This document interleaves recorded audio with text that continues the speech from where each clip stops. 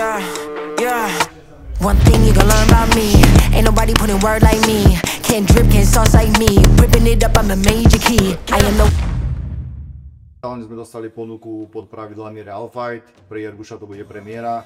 Tomu sme prispôsobili aj prípravu, keďže tam budú aj kolené lakte. Inak vlastne príprava prebieha štandardne, len sme pomenili pár detailov, ktoré budeme vedieť zužitkovať v zápase so superom.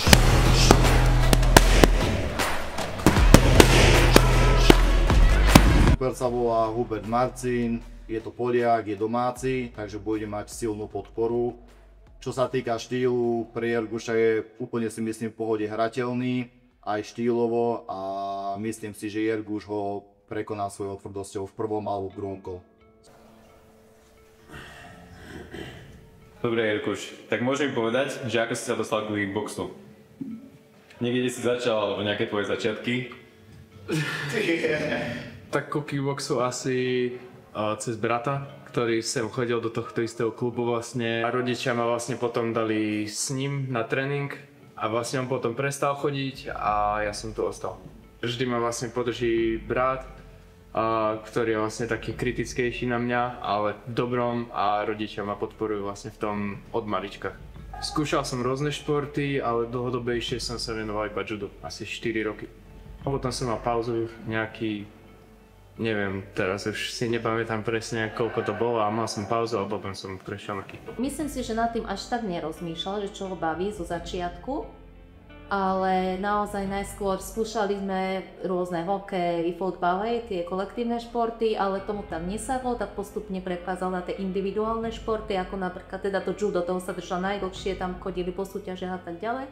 No a potom prešiel na kickbox, čiže asi tie individuálne športy mu viac vysadlo. Jerguš musel robiť nejaký šport, keďže zhruba v puberte chcel skončiť s judom, tak podmienka bola, že môže, lebo my nenútime naše deti nejak extra do niečoho, ale musel to nahradiť nejakým iným športom. Tým, že Jakub, jeho brat, chodil sem na kickbox, tak bola voľba jasná. Väčšinou tí súrodenci mladší to šlapá jak starších. Zápas určite chcem byť profi športovec, to je môj vlastne cieľ. Asi po 2 rokoch tohto športu, čo som to robil, tak som si dal, že chcem sa dostať vlastne na tú profi scénu a mať úspešnú kariéru a najlepšie, aby ma to dokázalo uživiť.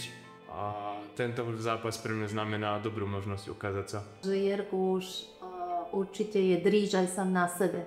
Nie len teda v gyme, ale strašne veľa si študuje, pozerá rôzne videá a potom sa snaží učiť aj doma a v kuse trénuje.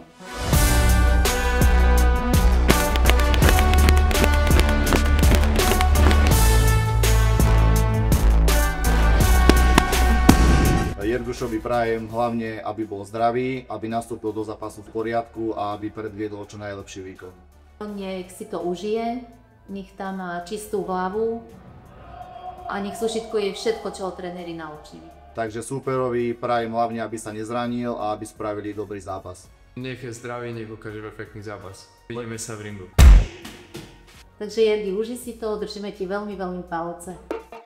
Promise I won't take it easy. It's only right that I come with that greasy. It's only right that I give him that pressure.